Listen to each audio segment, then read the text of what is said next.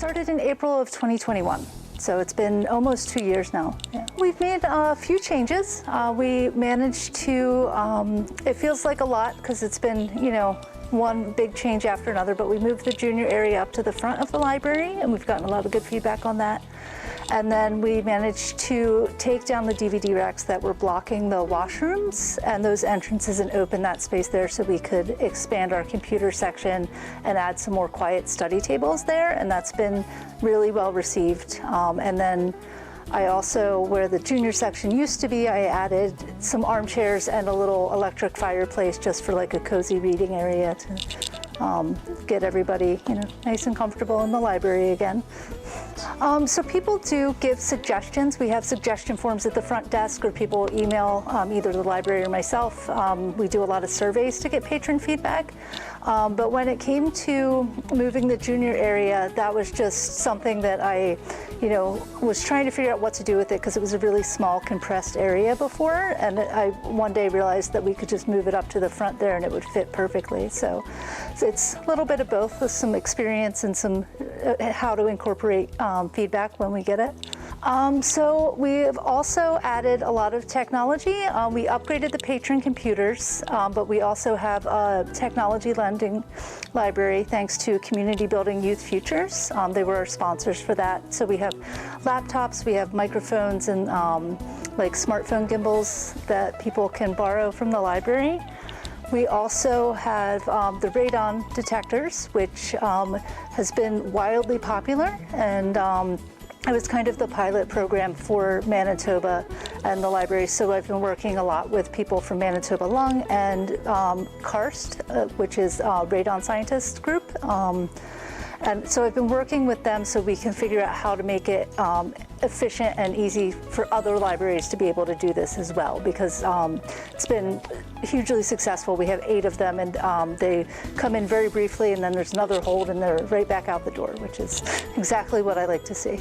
You were saying that's first in Manitoba. Yes, as far as I'm aware, but we are the first library in Manitoba to offer that.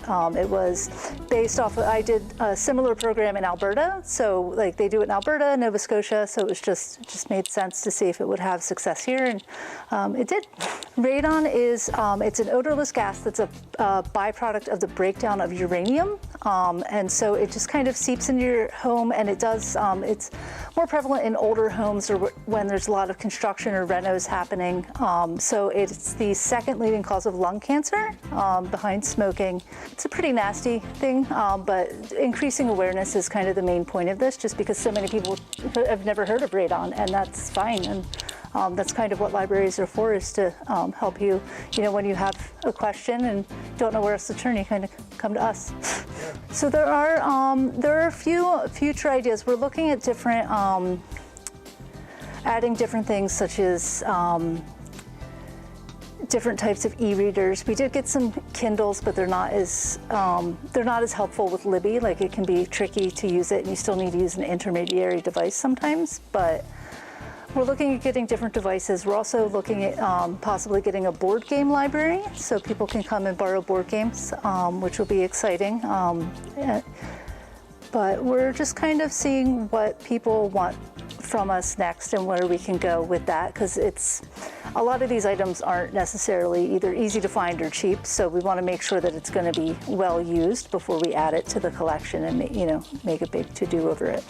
So next year I'm looking at, I've applied for some grants to get some more shelving for the adult fiction section in particular, and we're going to assess the layout of that and try to make it easier to navigate. We've already started, if you notice, some of the series have numbers and they're color coded, so you can tell visually what each series is and what order it is without having to check on your phone or do anything. It just makes it easier for patrons and staff to get everything in the right place. So that's one of our big projects. We started a few months ago, and that'll probably go until the end of 2023. But just making sure everything's well, like in good condition, easy to find, and well laid out is kind of where I see the rest of the collection going with 2023. Right. Well, now that you've been here over a year, well over a year, like you said, how are you settling in so far? Here for the long run? Yeah, I really like it here. I enjoy it. There's a lot of, it's challenging in a good way. Like it's nice to have things that I can actually do and like sink my teeth into. You know, paint. I love painting, so I get to kind of paint some new walls every year and leave a little bit of myself here. So I do like it. It's I do think it's the community's just been very great and welcoming, and I really enjoy it here, and I have a wonderful team. So I'm here to stay. From the Portage Online Newsroom, I'm Mike Blume.